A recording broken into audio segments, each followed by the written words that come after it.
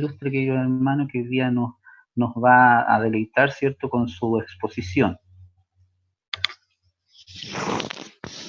El ilustre querido hermano Iván Herrera Mitchell es un destacado abogado y escritor colombiano, pasado presidente de la Federación Americana de Supremos Consejos del Rito Escocés, antiguo y aceptado, grado 33, miembro del Supremo Consejo Omega del Rito Escocés Antiguo y Aceptado para Colombia y Orden del Rito Francés, canciller de la Federación Colombiana de Logias Masónicas, autor de diversos libros de temática masónica como Historia de la Masonería, El toque y la palabra, El escocismo masónico y las herramientas masónicas.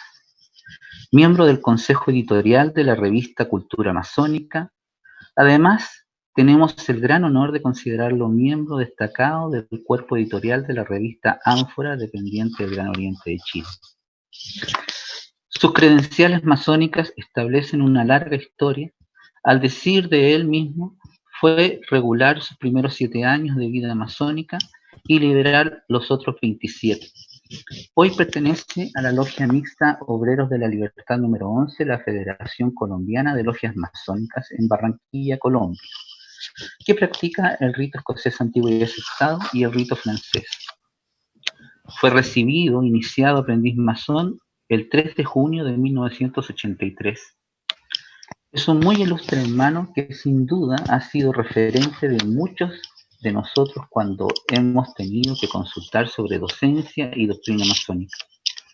En sus escritos se nota la preocupación por la preservación de la tradición masónica y el cuidado sustantivo de la masonería como una escuela iniciática de formación de individuos libres y de buenas costumbres, conteniendo la visión liberal y un reconocedor de los nuevos tiempos. Lo que explica el sentido del equilibrio entre el mundo interno y el externo, o sea, una conjunción entre la idea y la acción. Varios de sus libros indagan en procesos complejos de la masonería de forma muy articulada y con bastante bibliografía, la cual determina que sea un faro de luz para los hermanos que están comenzando y también para los que ya llevan un tiempo avesado recorrido en el camino de la búsqueda. No obstante, destaca su afabilidad y carisma a la hora de enseñar y a la hora de compartir sus conocimientos, su visión y proyección personal, a considerarse siempre un eterno aprendiz. Muy ilustre, querido hermano Iván Herrera Mitchell, le concedo la palabra entonces para que empiece su exposición, muy ilustre querido hermano. Muchas gracias, querido hermano segundo vigilante Rodrigo Céspedes. Quiero primero contarles un poquito cómo hacer. Yo por alguna razón, a lo largo de mis años de docencia, no he podido aprender a manejar mucho los medios, el PowerPoint y todas esas cosas. Algo se hace. Tampoco tengo la facilidad de expresión a veces que algunos hermanos, en el sentido de mantenerse siempre en el centro. Tengo la tendencia a irme por una rama y después me pierdo en la rama y al mucho rato trato de volver al centro, pero eso trato de compensarlo con escribir lo que quiero decir para evitar mis propias distracciones. Entonces voy a leerles, como siempre, algunos pensamientos personales que comienzo así. Venerable maestra de la Delegación Regional del Valle Metropolitano del Gran Oriente de Chile, mi querida hermana Mónica Campos Ganduro. Serenísimo Gran Maestro del Gran Oriente de Chile, mi muy querido hermano Héctor Díaz Montenegro. Querido hermano Antonio Amigó, primer vigilante de la Delegación Regional del Valle Metropolitano del Gran Oriente de Chile. Naturalmente, querido hermano Rodrigo Céspedes, segundo vigilante de la misma Delegación Regional. Queridos hermanos todos en sus grados, dignidades y orientes. Agradezco mucho que hayan tenido con este eterno aprendiz el inmerecido gesto de fraternidad, perdón, con que me han honrado al considerar que algunas consideraciones personales puedan ser oídos en este seminario online organizado dentro del año académico 2020 por el Gran Oriente de Chile. Y en esta ocasión, para algo tan placentero como puede ser el compartir con mis queridos hermanos aprendices una visión, entre muchas otras, sobre un tema que no es propiamente masónico, pero que podría servir de auxiliar al asumir el método, los símbolos y las alegorías masónicas de este sistema peculiar de moral velado por alegorías e ilustrado por símbolos que es la masonería. Me pregunta el plan académico del Gran Oriente de Chile de dónde venimos. Yo solo, en resumen, puedo decir que venimos de muchas partes en general, a la vez que no venimos de ninguna en particular, en una serie de raíces tan extensas que se pierden eso que llaman metafóricamente la noche de los tiempos. Sabemos que existen religiones y sistemas de creencias que sostienen que venimos de otras vidas anteriores en una cadena de reencarnaciones, o que venimos de la chispa de la vida que Dios regala como un don al momento de la fecundación del óvulo con el espermatozoide, o que nuestra alma estaba en el cielo, se introduce en el cuerpo de los bebés recién nacidos, o que formamos parte integral de una conciencia o inteligencia compartida que sería el universo mismo, con el que perdemos alguna clase de conexión al nacer y debemos buscarlo en la vida. Otros consideran simplemente que no hay nada antes de nacer y así un largo etcétera. Son creencias y convicciones que profesan muchas personas, sean o no sean masones, y que la masonería me ha estimulado siempre a respetar, porque forma parte del fuero personal de sus convicciones y de su fe, y porque muchas de esas personas, naturalmente las que no son charlatanes ni embaucadores, construyen un sentido para su propia vida. A ellas mi mayor consideración, y por fraternidad y respeto a la diferencia, no voy a priorizar en un ambiente masónico como lo es este seminario ninguna de estas opciones, aunque alguna de ellas pueda encontrarse cerca de mis opiniones personales. Pero de lo que sí es seguro es que venimos de lo mismo que han venido los 8.000 millones de personas que hay en el mundo. Así sean masones o no sean masones, incluido el 1.200.000 que ha muerto por el coronavirus este año. Los 820 millones que están pasando hambre en el mundo. Los 150 millones que votaron por Biden y Trump. Maradona, que acaba de cumplir 60 años, Allende, Pinochet, Bolsonaro y Maduro, y todos los que estamos aquí reunidos. Hemos llegado recorriendo grandes autopistas y trochas escabrosas. Causas y circunstancias, rencores y amores, cómodas burbujas y duras realidades. Advierto de antemano que necesitando situarme en un punto formal para volver la mirada hacia atrás y observar de dónde hemos venido y por qué camino hemos venido, he tomado el momento en que tocamos con humildad el pórtico de la logia, libres de todo metal material, social y psicológico, ni desnudo ni vestido, ni de pie, ni tendido, ni de rodillas, ni descalzo, ni calzado. Y desde ese punto de encuentro social, filosófico y personal entre una persona y la masonería, voy a tratar de resumir lo que pienso de la pregunta y aventurar una respuesta para lo que quiero, con la venia de los organizadores, dirigirme principalmente a los aprendices, a quienes consideren que lo siguen siendo, para que luego, si lo desean y de acuerdo con la planeación del seminario, puedan todos los presentes complementar o corregir libremente mis palabras, con la seguridad de que sabré agradecer sus luces. Lo primero que debo decirle a mis queridos hermanos aprendices es que yo ni pretendo ni puedo hacerlo, reemplazar el querido hermano segundo vigilante de sus logias en la instrucción y la orientación masónica que les corresponde brindarle, y menos desde la columna del norte, en donde simbólicamente me estoy ubicando en este momento, para hablarles como un igual que no posee ninguna circunstancia de superioridad moral, espiritual o intelectual. La competencia funcional es exclusivamente de este funcionario y en su ausencia del venerable maestro del taller. A ello van mis mayores respetos y a sus órdenes me someto de pie y al orden, porque entiendo claramente que aunque virtualmente estoy en este seminario bajo la jurisdicción masónica del Gran Oriente de Chile.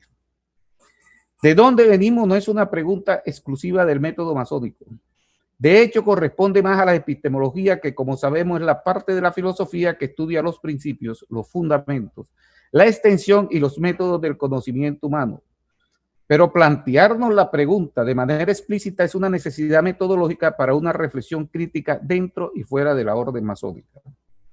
Ha habido muchas maneras de enfocar la pregunta a partir del momento en que el pensamiento crítico toma lugar entre los presocráticos desde el siglo VII hasta el IV antes de nuestra era, cuando al llevar a cabo un ejercicio de reflexión se vieron obligados a lidiar con el interrogante, aunque no estuviera planteado, pero sí implícito, porque termina siendo la base de la reflexión profunda. Sentadas estas apreciaciones generales, creo que debo comenzar diciéndoles, de nuevo con la venia de mi querido hermano Segundo Vigilante, que en lo personal me alegra la llegada a la masonería de nuevos aprendices, seguramente de mentes abiertas, acostumbrados a la vida académica y diestros en los nuevos adelantos tecnológicos de la sociedad de la información, así como en las plataformas virtuales que están ofreciendo streaming y contenidos abiertamente en medio de la actual pandemia. De allí están viniendo los nuevos masones. Eso hace que no sean ciudadanos que ingresan a la masonería con los escasos conocimientos con que lo hacíamos nosotros cuando no existían las computadoras y teníamos las limitaciones formativas de antes del Internet. Muy por el contrario, se trata de personas que antes de tocar nuestras puertas pudieron investigar en la Internet, en compañía de sus allegados, quiénes somos los masones, quiénes hemos sido los masones, qué hacemos los masones, qué dicen de nosotros nuestros simpatizantes y qué afirma nuestro malqueriente. De esa búsqueda vienen los nuevos masones hoy. Del mismo modo entiendo que aprendices como ustedes, que han optado por dedicar su tiempo a la masonería, se respetan a sí mismos y también respetan a aquellas personas que han escogido para ejecutar un proyecto común y con quienes obligatoriamente están analizando esta nueva distracción de la vida familiar, así como su lugar en la vida de pareja. Y si para ello ustedes cancelan una suma mensual de dinero que fácilmente podrían dedicar al disfrute de un buen libro, de un partido de fútbol, a oír música de su gusto, a charlar con su pareja, a comer una rica pizza o a degustar un pescado con un buen vino en inmejorable compañía en el mercado central de Santiago, eso me impone el máximo respeto por su presencia entre nosotros. Sentado esto, créanme, mis queridos hermanos aprendices, cuando les digo que la promesa que le hace la masonería consiste en brindarles la posibilidad de dialogar sin intermediarios con ustedes mismos, de confrontarse y de elaborar en consecuencia un argumento propio para incorporarlo a su propia biografía personal. Este es el real carácter instrumental de los muchos textos y psicodramas que conocerán entre nosotros. Es el atrévete a pensar que Kant, otro masón como ustedes, escribió en el frente de su casa. La iniciación masónica, en palabras de René Guénon, un escritor masón francés, no es más que la transmisión de una influencia intelectual. Y en esta, como en cualquier otra transmisión, para que sea funcional se requiere un emisor idóneo, la masonería, un receptor idóneo, ustedes, y un medio idóneo, lo llamamos rito. Es decir, que nuestros modos le imponen a ustedes mismos un gran peso en su construcción particular y no es caprichoso el diseño, puesto que solo ustedes conocen la exacta configuración del terreno en donde habrán de llevar a cabo su construcción. La orden masónica cuenta y ha contado siempre con muchas formas y estilos de decirle a sus adeptos, sé tú mismo, lo que tú haces te hace, supérate, valora el honor, el saber y la virtud, estudia, lucha contra la ignorancia y la ambición, no te dejes llevar por el brillo de los metales, etc. No esperen, ni busquen, ni practiquen entre nosotros proselitismos ideológicos, políticos, metafísicos o de cualquier otra índole, porque estas corrientes de pensamiento corresponden a otros espacios más específicos de adoctrinamiento. No obstante, debemos reconocer que todas estas corrientes de opinión son legítimas en una sociedad plural, a cuya pluralidad debemos incorporarnos con respeto. He ahí el detalle, diría Mario Moreno Cantinflas, otro masón extraordinario como ustedes. Si fuera a emplear un símil botánico, diría que todo lo que somos y hacemos posee raíces ramificadas en el pasado, que se asemeja a un árbol frondoso que nos proporciona anclaje, transmisión de lo pasado y consolidación del suelo. Un árbol invertido de raíces, cuyo conocimiento integral constituye un colosal rompecabezas, aún por armar, a pesar de lo mucho que han avanzado los investigadores en los últimos 100 años. Como vida, de acuerdo con lo que entendemos por vida, venimos de hace unos 3.800 millones de años, si es que la base primera de la vida en la Tierra no nos llegó del espacio viajando en algún meteorito y cayó en el laboratorio químico prebiótico que era la Tierra a 700 millones de años de su formación, sin saberse muy bien todavía cómo fue el tránsito de la química a la biología y si se produjo una sola vez o varias veces.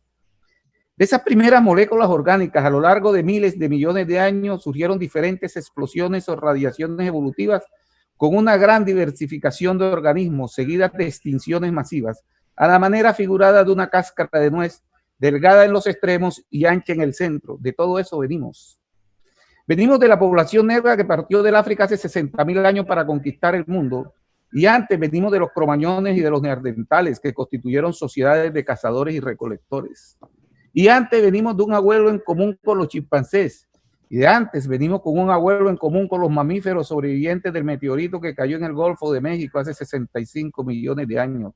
Y de antes venimos de un pez que se arrastró fuera del agua, y de antes venimos de un grupo de células, y de antes venimos de cosas que nadie ha descubierto todavía.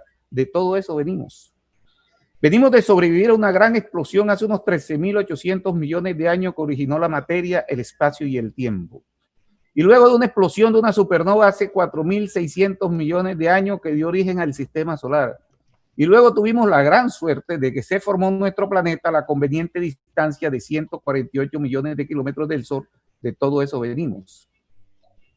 Venimos de la inmensa cantidad de arte visual y plástico que hemos acumulado de las pinturas rupestres de los neandertales hace 65.000 años hasta nuestros días, que cobija todo lo que se ha producido en la escultura, la literatura, la arquitectura, la música, la danza, la poesía, las historietas y el cine, además del arte efímero de la moda, la peluquería, la perfumería, la gastronomía y de toda esa estética comunicativa que hemos sido capaces de crear. De todo eso venimos cuando tocamos el pórtico del templo.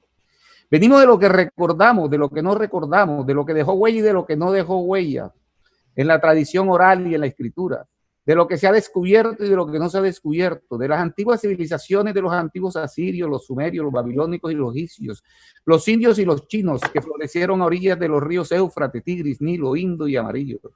También de los que han ido llegando a América desde hace unos 18.000 años y se han agrupado en poblados, ciudades, confederaciones, países e imperios, de los cuales los más fuertes han sido el Inca, el Maya, el Azteca y el estadounidense, y del encuentro de dos mundos hace 500 años. De todo eso venimos.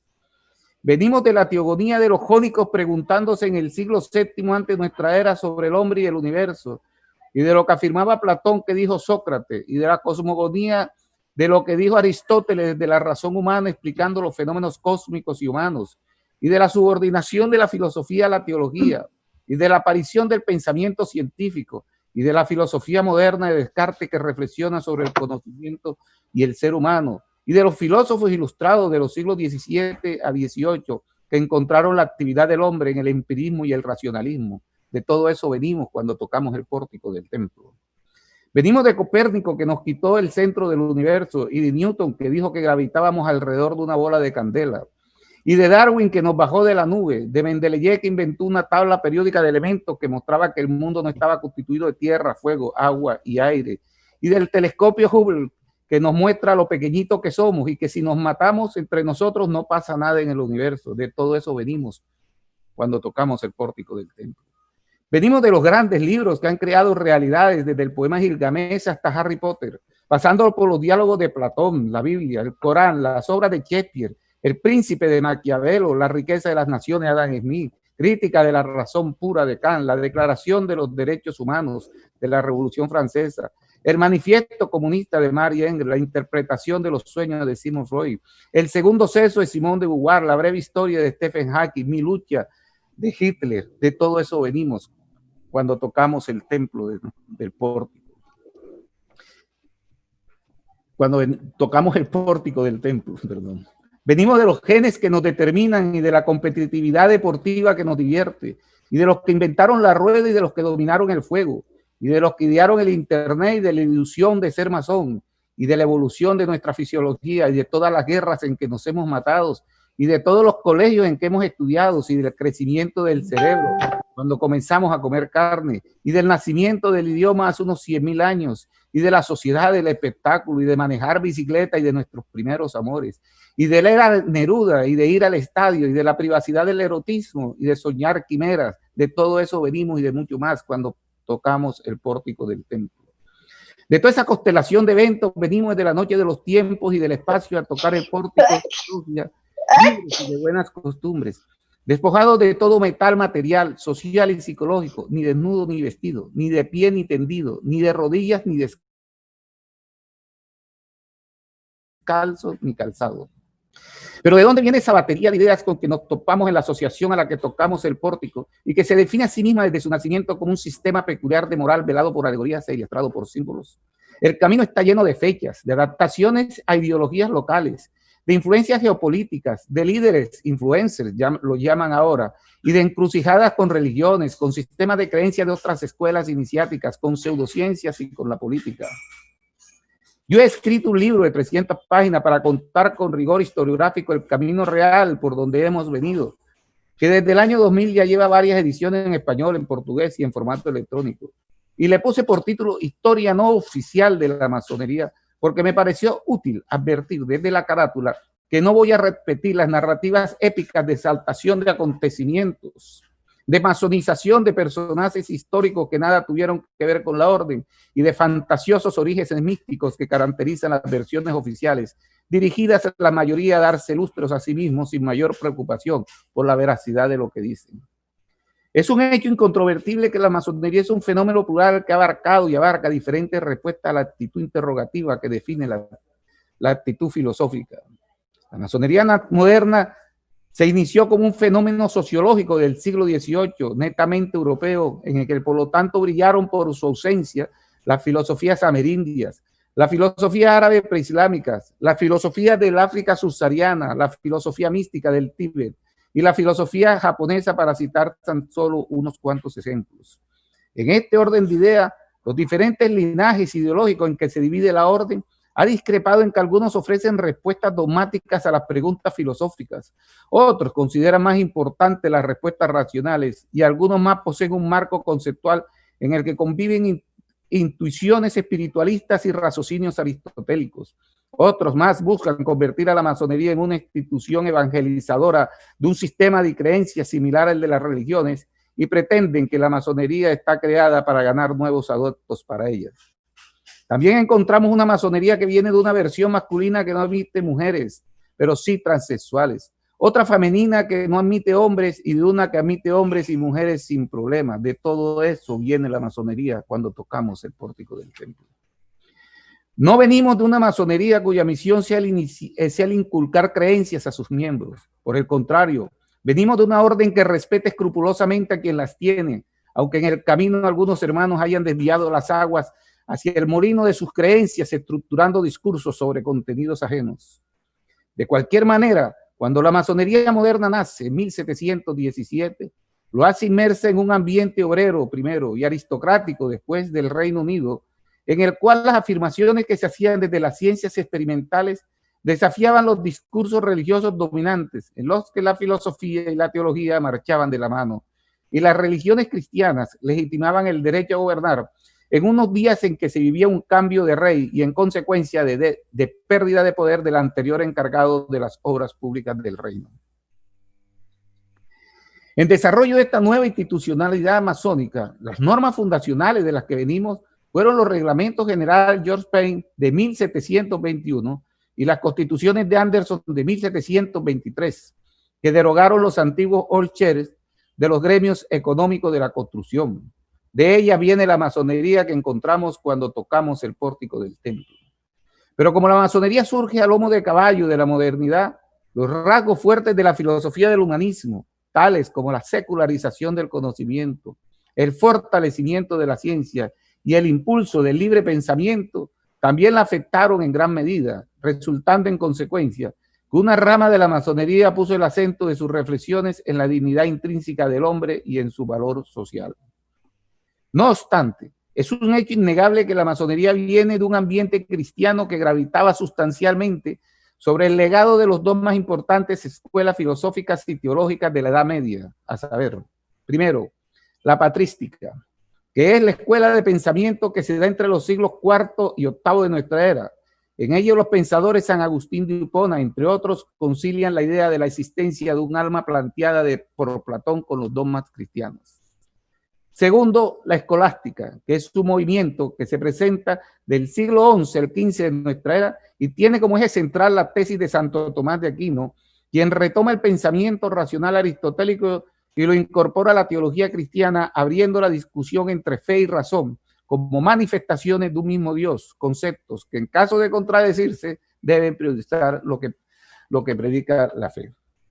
De ahí que cuando se designa un pastor anglicano y otro presbiteriano para redactar la base normativa de la orden, el ascendiente cristiano se volvió un imperativo categórico que ha llegado hasta nuestros días, aunque con el tiempo también perdió influencia en algunas ramas de la masonería, en especial las que pasaron por el tamiz de la filosofía del humanismo y la ilustración en Francia.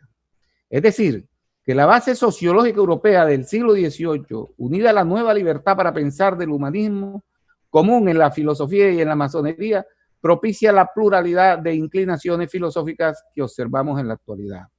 Por ejemplo, algunas grandes logias exigen a sus miembros que deben creer en la inmortalidad del alma, y esta es una clara herencia de la filosofía dualista de Platón que divide al hombre en cuerpo y alma. Otras obediencias precisan la creencia en un ser supremo, que es a su vez una herencia común del judaísmo, el islamismo y el cristianismo. Y otros no lo hacen, separando la filosofía de la teología en sus logias. Y el tema no es lineal ni absoluto, ya que podemos encontrar en los talleres elementos provenientes de diferentes fuentes. Por ejemplo, obediencias simbólicas y jurisdicciones filosóficas fuertemente racionalistas dan un significado cualitativo a los números, lo cual no es ni más ni menos que una concesión pitagórica alejada de toda racionalidad empírica o experimental, pero que entre nosotros son símbolos instrumentales para una funcionalidad constructiva. Por otra parte, algunas masonerías han considerado en sus 3 siglos de existencia que temas como lo de la moral, la ética, etcétera, son relativas al observador y solo toman con firmeza aquellos conocimientos que han sido sometidos al tamiz de la experiencia verificables. Otras masonerías basan sus sistemas de valores en conceptos metafísicos, la espiritualidad, las tradiciones hebreas, instituciones orientalistas nacidas en el siglo XIX, etcétera. Podemos encontrar en nuestros discursos masónicos coincidencias con los trabajos de Kant, de Hegel, Marx, Krause, entre otros pensadores del siglo XIX. Inclusive los textos de Darwin y los antropólogos aportan nuevas direcciones a las discusiones sobre las cosas que estamos dispuestos a aceptar.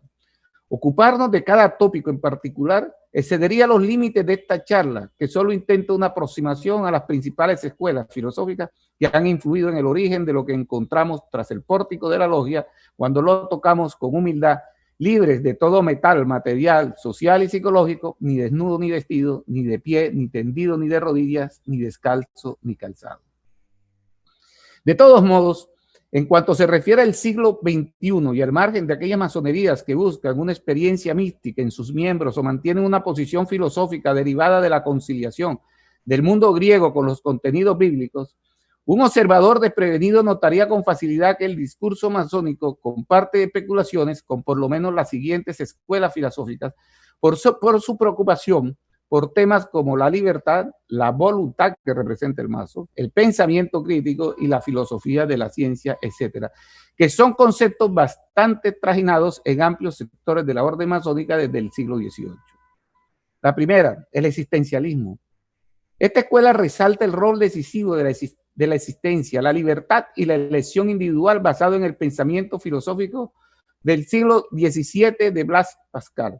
En cuanto afirmaba que una filosofía sistemática que se conociera capaz de explicar a Dios y la humanidad representa una forma de orgullo. Sus principales cultores en el siglo XX han sido Søren Kierkegaard, Federico Nietzsche, Martin Heidegger y Jean-Paul Sartre. De esto encontramos coincidencias con el discurso masónico. El estructuralismo. En este movimiento filosófico, el lenguaje es clave. Surgió en Francia en el año 1955 cuando el antropólogo Claude Lévi-Strauss publicó un artículo con el título El estudio estructural del mito, un mito, en donde afirmaba que el mito, como el resto del lenguaje, está formado por unidades constituyentes que deben ser identificadas, aisladas y relacionadas con una amplia red de significado. De esto encontramos coincidencia en la masonería. Entre los principales pensadores de esta escuela se destaca el historiador Michel Foucault, quien se propuso resaltar que las ideas básicas que la gente considera verdades permanentes sobre la naturaleza humana y la sociedad cambian de acuerdo al momento histórico y la cultura. Foucault propone que el hombre desarrolle una ética individual en la que cada uno lleva su vida de tal forma que los demás puedan respetarla y admirarla. Mucho de esto encontramos en las evocaciones masónicas. Por su parte, dentro de la escuela estructuralista, el psicoanalista Jacques Lacan sostuvo con énfasis que el dominio del lenguaje de los otros es el núcleo de la alienación psicológica, es lo que nos advierte la masonería. Tercero, la posmodernidad. Esta corriente filosófica, que también encuentra coincidencias con el discurso masónico, se acostumbra a datar de 1970 y cuenta entre sus pensadores a nombres de la talla del español Fernando Savater, el francés Jean-François Lyotard, el rumano Émile Cioran, el italiano Gianni Battino, etc. Ellos estiman que esta última versión de la filosofía, con todo y su carga de desencanto y revisión de la modernidad y el humanismo, no es sino una reedición actualizada de los viejos sofistas griegos que sostenían puntos de vista filosóficos mucho más amplios que los de una escuela en particular, y desestimaban con un gran sentido crítico a quienes sostenían verdades absolutas y oficiales. Y la última que voy a mencionar constituye a otros filósofos. Vale la pena también mencionar los trabajos relacionados con el estudio de la voluntad, adelantado por Schopenhauer, los de la crítica al idealismo de Bertrand Russell y los de la filosofía de la ciencia de Karl Popper, ya que de sus ideas se encuentra clara referencia entre los masones. Y para efectos de entender la hermenéutica de las tenidas, son útiles las reflexiones de Habermas sobre la acción comunicativa y la ética del discurso. De mucho de esto encontramos muchas coincidencias detrás del pórtico del templo cuando lo tocamos. A grandes rasgos, la masonería es una construcción humanista levantada sobre el terreno cristiano de la Europa renacentista, con el fin inicial de separar la filosofía y la ciencia de la teología. En su expansión, la masonería, dada su virtud de punto de encuentro de personas de diferentes opiniones, puso en contacto a las más variadas escuelas de pensar filosófica en distinta medida y de acuerdo a la inclinación personal de los miembros de cada gran logia. La relación entre la masonería y la filosofía siempre ha sido la de un compartir ideológico y es incuestionable que desde el siglo XVIII muchas logias han servido de caja de resonancia para el éxito social de muchas ideas filosóficas y políticas. Y en la actualidad, la calidad de taller de opinión y o centro de reflexión de la masonería progresista sigue llevando a la orden la influencia de las nuevas especulaciones filosóficas. No obstante, la pérdida actual de vigencia del humanismo y de la moral basado en dogmas está haciendo languidecer a muchas obediencias que en el pasado fueron muy activas y tuvieron una gran membresía. Mientras tanto, otras masonerías están apareciendo, fortaleciéndose con una lectura no prejuiciada de las tradiciones, la doctrina, el simbolismo y los grandes documentos de la orden de donde venimos. Creo que ha llegado el momento de ocuparme de lo que sigue, al encuentro de la masonería con una persona de buenas costumbres que toca con humildad su pórtico, libre de todo metal, material, social y psicológico, ni desnudo ni vestido, ni de pie, ni tendido, ni de rodillas, ni descalzo ni calzado. Pero hasta aquí llego hoy, mi querido hermano, porque para hablar de lo que podemos ser y somos como masones y como masonería, nos veremos, como dicen en la televisión, dentro de 8 días a la misma hora y por el mismo canal. Muchas gracias, querido hermano segundo vicegrande, por haberme concedido el uso de la palabra. Muchas gracias, ilustre querido hermano Iván Herrera Mitchell, por su estupenda y excelente exposición. Pasaremos, ¿cierto?, a ver la ronda de preguntas. La pregunta del grado esta es una de las más importantes si no la más importante en el inicio de nuestra vida masónica. La pregunta de las 3 preguntas filosóficas, esta es la primera que el ser humano, la primera interrogante que el ser humano se realiza en este mundo en el cual está inserto. ¿De dónde venimos? Y para nosotros los masones, ¿cierto?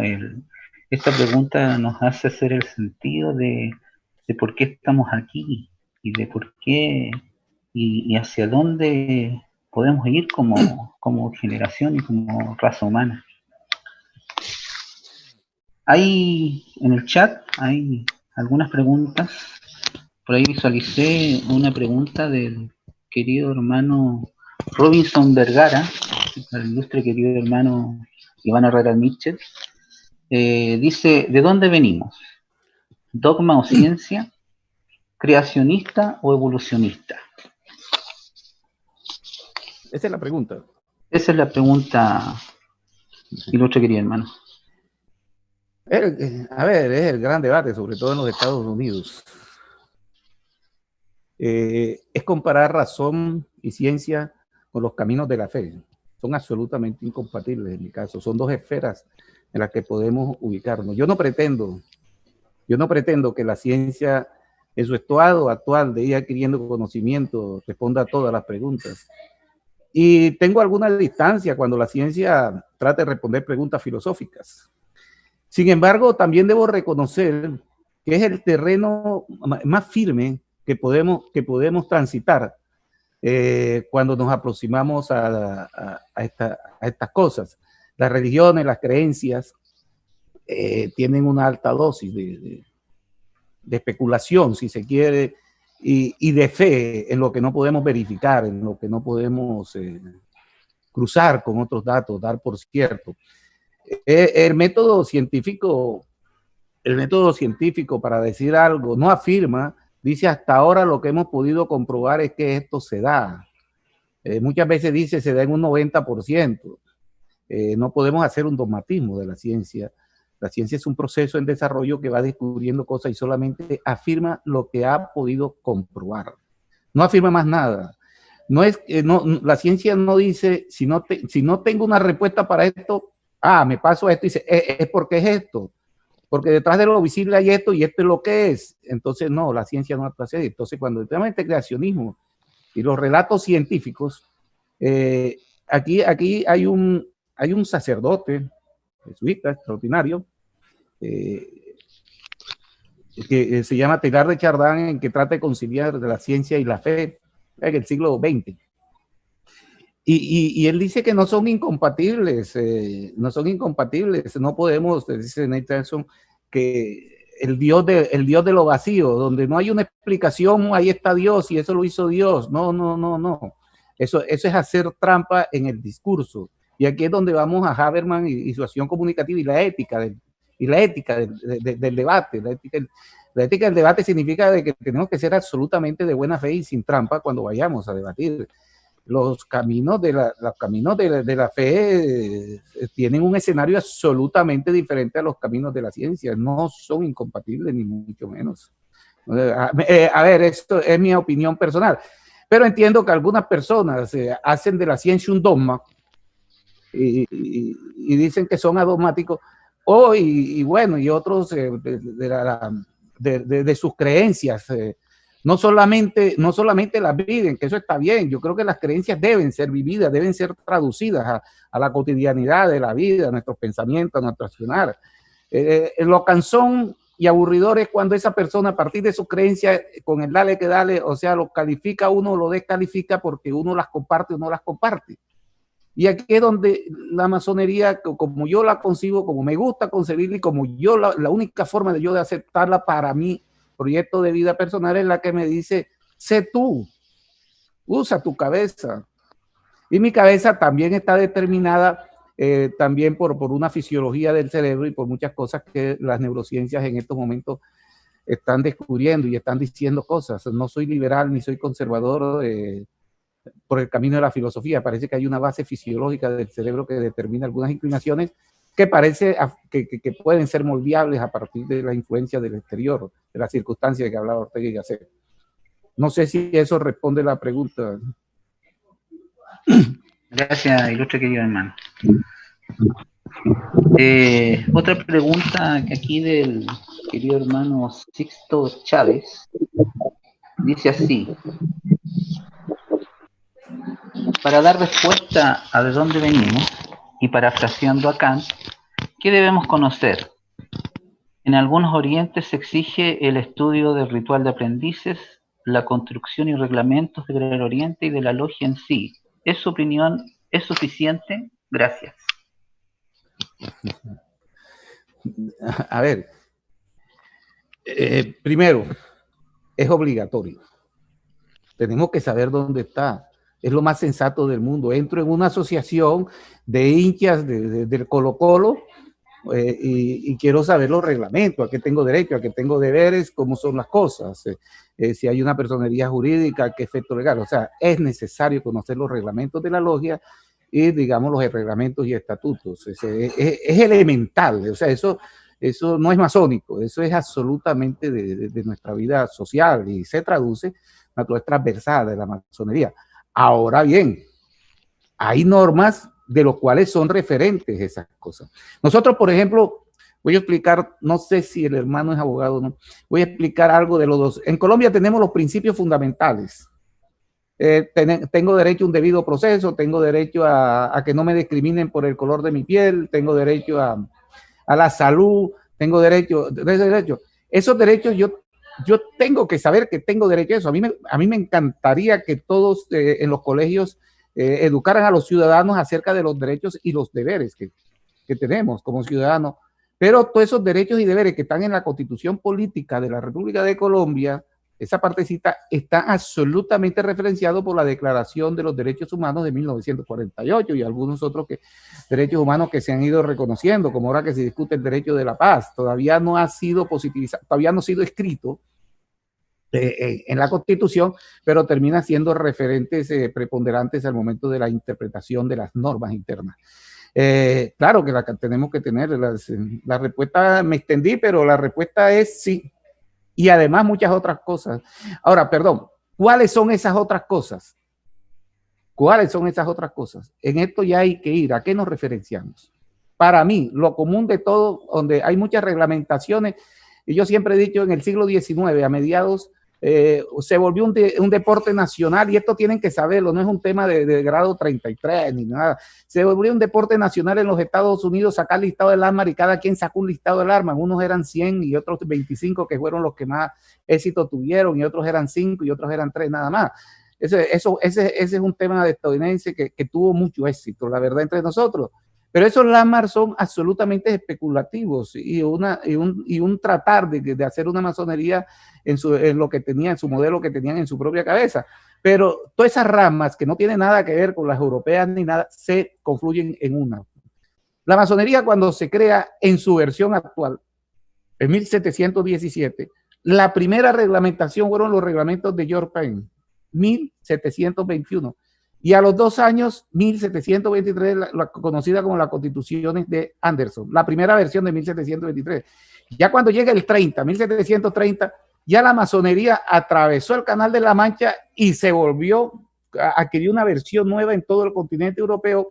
Y a los 2-3 años atravesó lo más difícil, el Océano Atlántico, creó la Gran Logia Distrital de Massachusetts y se volvió un tema norteamericano.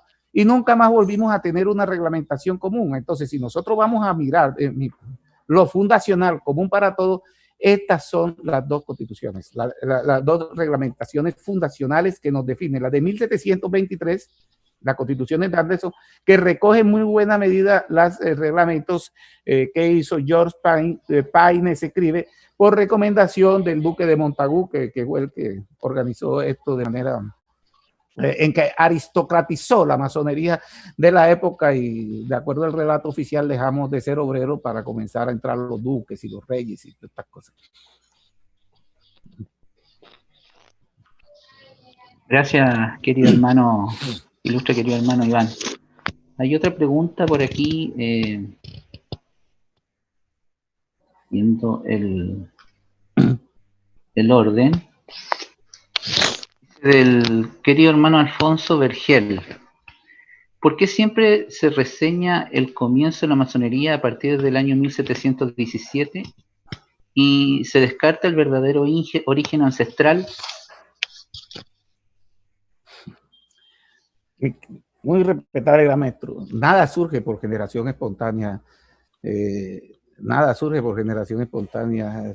Lo reseñamos porque se necesita una fecha formal y surge una nueva organización, pero indiscutiblemente el pensamiento viene. O sea, la masonería de antes de eso está la palabra del masón, que era un rito absolutamente sencillo en las logias escocesas, y antes pues vienen de algunas, bueno, se interna ahí sí, en todo el Renacimiento y la Edad Media. Pero no, es una fecha formal para salir. ¿En qué momento surge, a manera de ejemplo, a qué momento se le da el Renacimiento? Unos dicen que desde 1492, otros dicen desde 1517, si no estoy mal, de cuando Martín Lutero fijó una serie de reclamaciones en una iglesia. Y esto, o sea, se necesita un punto formal, un antes, un después. Pero naturalmente este es como un río, la humanidad. Venimos de todo eso y demás. Hablando desde la historia, hablando de, digamos, desde el contenido del pensamiento, también están influenciados. Cuando la masonería llega a Francia, el calor de la ilustración, entran muchas cosas que no entraron en la masonería anglosajona y que tienen un origen distinto. Por eso yo decía que son ramas y no entraron las mismas cosas. Los ingleses nunca han conocido un cuarto de reflexiones. Tengo entendido que en México tienen cuarto de reflexiones, pero no tienen el vitriol. Entonces no entran las mismas cosas en todas partes. A mí me parece que es buena idea la del cuarto de reflexión y me parece muy buena idea el tema del vitriol. Pero no sé si el Gran Oriente de Chile seguramente lo tiene, seguramente no sé, pero son experiencias que a mí me gustaron. Gracias, querido hermano. Otra pregunta del querido hermano Nicolás Abarca. Primero que todo quiero agradecer por vuestra luz entregada, ilustre querido hermano, sobre su ponencia. ¿De dónde venimos? Desde la perspectiva filosófica. ¿No sería solo un paradigma? Pues toda verdad para sobrevivir en el tiempo tiene que ser un consenso. ¿Perdón, tiene que ser qué? Un consenso. No. Bueno, no, repíteme. Lo repito. Sí. Dice sobre la ponencia, ¿de dónde venimos? Desde las perspectivas filosóficas. ¿No sería solo un paradigma? Pues toda verdad para sobrevivir en el tiempo tiene que ser consenso. No. Entre los supremacistas blancos de los Estados Unidos hay el consenso de que los negros son una raza inferior. No es verdad y no podemos. Entre los nazis, que fue la mayoría, que casi por unanimidad escogió a Hitler y inició esa aventura extraordinariamente grande y perversa que terminó en la Segunda Guerra Mundial. No es verdad, no sostenía que había razas inferiores, los gitanos, los judíos, eso, entre muchas otras cosas. El consenso, hoy la teoría de las masas en sociología nos muestra lo influenciable que somos, pero eso no determina que algo sea realmente cierto. Ahí Einstein, por ejemplo, yo recuerdo cuando salió la teoría de la ley, creo que fue la teoría general de la relatividad, la segunda versión, la definitiva. En Londres hicieron una reunión y sacaron un libro, un texto que decía 100 científicos en contra de Einstein, de la teoría general de Einstein. Y Einstein respondió, yo no entiendo por qué quieren hacer valer por 100 científicos. Con uno solo que hubiera demostrado que yo no tenía la razón era suficiente. Entonces, ¿en qué terreno nos movemos? Naturalmente los consensos son importantes, pero para otras cosas. Y no sé hasta dónde podamos, yo no sé si en Chile, pero en Colombia yo no creo que pueda haber un consenso acerca de cuál pueda ser el próximo presidente. No lo hay en los Estados Unidos. Los consensos a veces son difíciles en medio de personas que piensan diferente, y la masonería, que es una forjadora de criterios, naturalmente sabemos que los consensos son muy difíciles. Podemos hacer por mayoría, pero no consenso. Alguien decía, una logia regular es la que tiene 7 maestros masones y 9 opiniones. Eso para explicar lo difícil que son los consensos. Y todo. Es mi palabra, querido hermano. Gracias, querido hermano. Otra pregunta, del querido hermano Juan Guillarte. Dice, el mundo nos cambió y definitivamente, y estamos en un nuevo renacentismo, ahora digital, poco apegados a los ritos. Me gustaría hacer una pregunta. ¿Qué le diría a los nuevos aspirantes a aprendices masones al tocar el pórtico?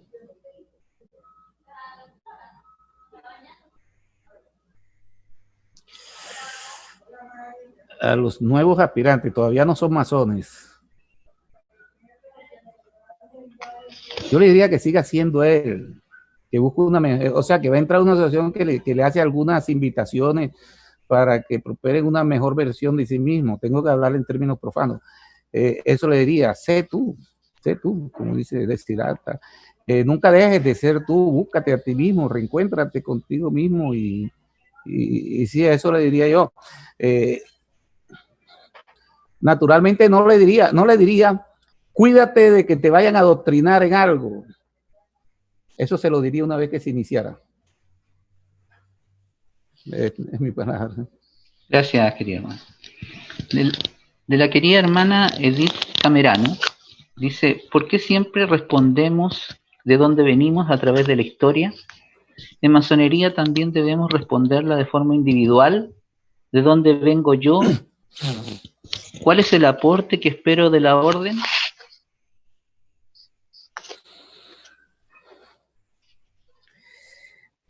Bueno, la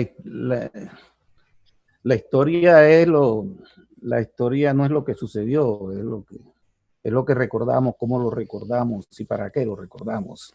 Y lo que hay mucha historia que se ha perdido, pero es, digamos, cuando descubrimos que algo pasó y que contradice las cosas, pues yo me siento contento.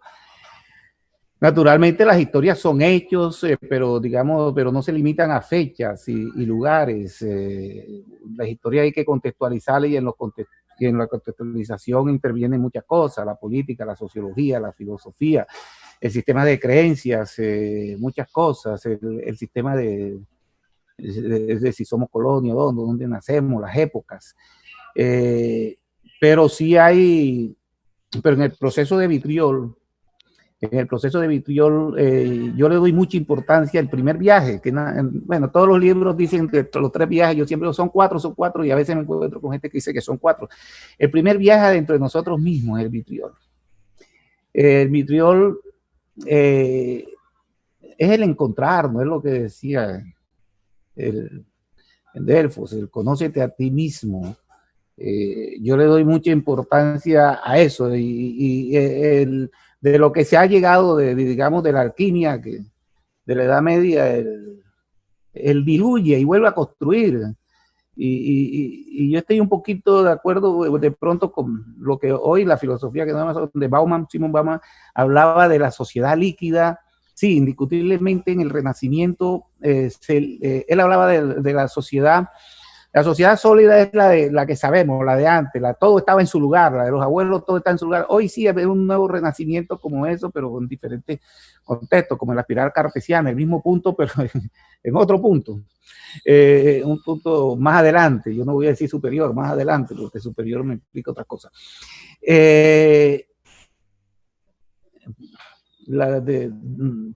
Primero, el de dónde venimos nos ayuda a comprendernos. Es el examen del suelo, es el levantamiento, de qué clase de suelo tenemos, si es arcilloso, si es de arena, donde vamos a construir nuestro templo. Pero lo importante en la masonería es la construcción. Pero bueno, ya hablaremos de eso, porque aunque es tema de aprendiz, no es el tema del momento, pero sí, ya nos dijeron, pula su piedra bruta y no la pula de los demás. A mí me desespera cuando alguien quiere venir a pulirme mis aristas. Pula su piedra bruta, pula sus aristas. Alguien me puede decir, controla la ira, pero yo lo miro, lo tomé y sí, la verdad es que sí. Entonces, no sé si eso contesta de manera general. Gracias. Gracias, ilustre querido hermano. Quedan 1, 2, 3, 4 preguntas. Vamos a leer estas últimas 4 preguntas, la respuesta, para dar término a esta excelente exposición. Del querido hermano Matías Quesada, dice, ¿podemos decir que sencillamente provenimos del mundo profano y los prejuicios del vulgo, y que en parte lo que nos enseña la iniciación es el proceso a desarrollar para liberarnos de muchos prejuicios y egos para construir nuestra verdad? Bueno, si podemos decirlo, pero nos quedamos en algo. La masonería nos enseña las herramientas, y las herramientas no son herramientas, las herramientas son la voluntad, son la inteligencia, es la regla que tiene, querido hermano aprendiz, en su momento, que tenemos, que para toda la vida, para ser controlados, no solamente para tener las 8 y 8, 8 horas para descansar, 8 horas para trabajar y 8 horas ¿para qué? Para divertirnos, compartir, además para ser más medidos. O sea, estas herramientas aplicadas a lo que traemos nos va ayudando en la construcción. Llego a... sí. Otra pregunta, del querido hermano Raúl Pichara. Dice, ¿se puede aceptar ser evolucionista y pensar que solo el camino al oriente eterno es la culmina del ser humano? ¿O hay algo más para evolucionar? Teilhard de Chardin conciliaba las dos propuestas, todo depende en dónde nos ubiquemos. Si soy católico, pues no hay más evolución, tampoco hubo evolución, y lo que tengo que esperar es el juicio final, ¿verdad? Si soy de las sistemas de creencias que creen, de los que creen que hay una reencarnación como una cadena de vidas con un fin o eternas, pues yo creeré que hay algo más. O sea, es muy difícil saber qué hubo antes de nacer y qué hubo después de nacer. Lo que podemos indiscutiblemente, el terreno firme, digo yo, lo más firme, lo menos gelatinoso, es lo que nos da la sociología y, digamos, y la historia verificable con rigor. Porque hay una tradición oral que sirve como fuente, pero que hay que comprobar. Se va deformando, una especie de teléfono roto permanente. Gracias, querido hermano. A ver. Dice...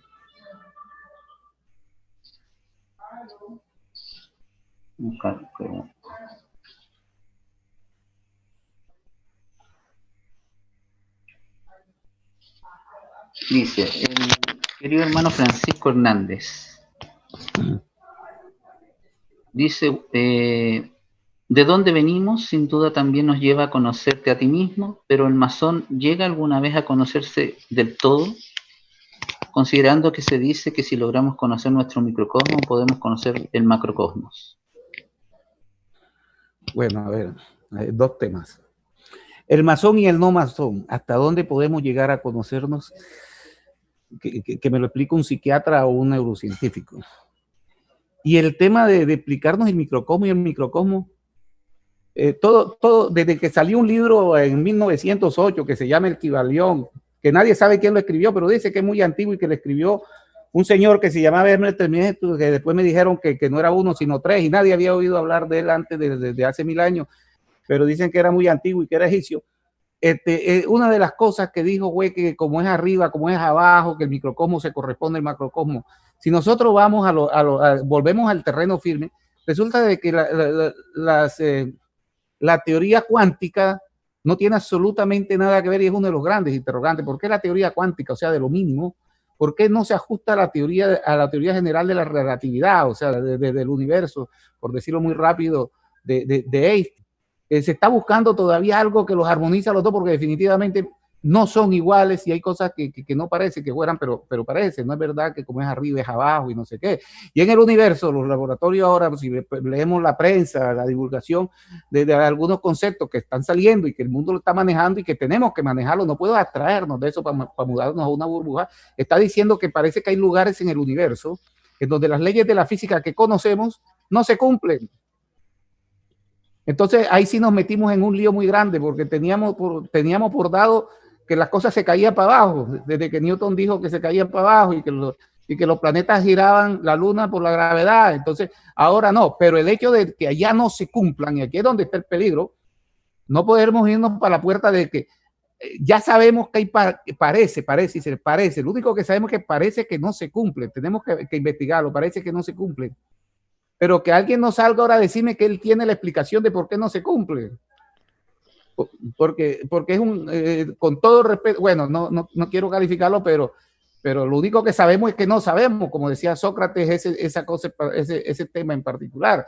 Entonces, volviendo al tema, conocerme del todo, pero por lo menos trato de intentarlo, y después que lo intento, mis tres cerebros, ¿verdad? El cerebro reptiliano, el cerebro emocional, el neocorte, tratar de conciliarlo es muy complicado, porque también hay también heredamos personalidad y una cantidad de cosas. ¿Hasta dónde puedo ser yo dueño el jinete de mi propia vida, de mis propias pasiones.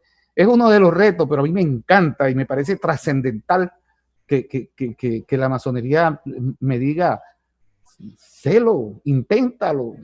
Está el chiste está en el camino. Está en que no te creas más de lo que eres, bájate de la nube, conócete a ti mismo, pero con humildad. Mírate en el espejo y mírate la mancha que tienes, la espinilla que tienes. Mírate si realmente te estás quedando calvo. No, yo no puedo vivir con la ilusión de, bueno, yo no, hay quien de dejarse pelitos por aquí, porque entonces, y cuidado, alguien me dice algo porque me pongo bravo y lo agredo. Entonces, no, o sea, mírate en el espejo. Pero mirarnos en el espejo es un ejercicio valiente. La masonería nos dice, mírate en el espejo, pero y quítale, desempaña el espejo, y nos lo dice el primer día y antes de entrar al templo. No hemos entrado al templo todavía y ya nos dijo, hey, despójate de todo, olvídate de todo, que aquí lo único es que vas a morir, mírate y ahora redacta ahí de rapidez, ¿qué quieres dejar a la humanidad? ¿Como para qué serviste?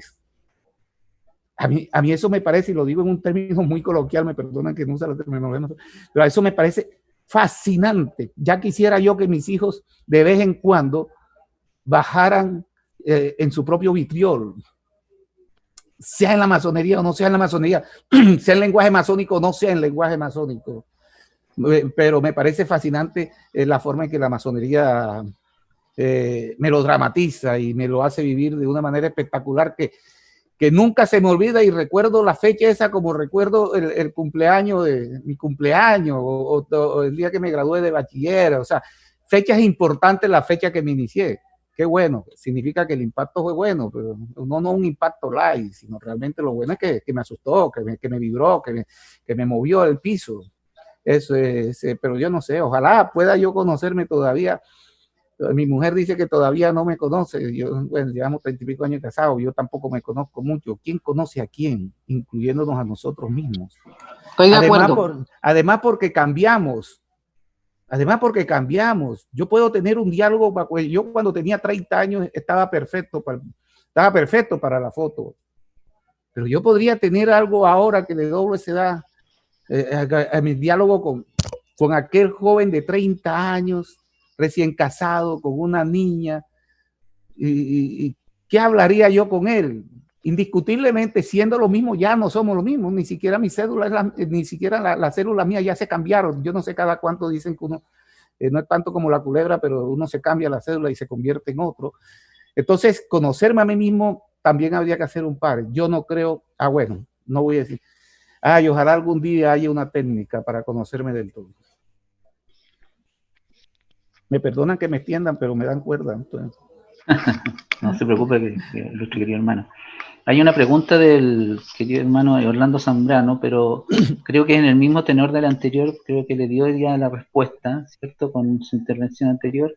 Decía, la sutileza entre las preguntas de dónde vengo, conócete a ti mismo, y de dónde venimos, puede ser la conciliación personal entre el macrocosmos y el microcosmos, lo eterno y lo interno, acorde a nuestro grado de aprendiz, formando la triada personal elemental que debemos comenzar a desarrollar. Sí, perfecto. Es un método masónico extraordinario. Me parece, sí. Lo dijo masónicamente mejor de lo que yo vengo diciéndolo. Ahí estamos. Y me parece extraordinario. Ahora, ¿qué vamos a hacer con eso? ¿Qué conciliación vamos a hacer? ¿Y cuál es el carácter de la conciliación? ¿Y bajo qué referentes? Aquí es donde no puedo perder el yo. Es que la piedra bruta soy yo. No puedo cambiarme a otra piedra bruta. Pero sí, lo dijo muy bien. Gracias. Y otra pregunta.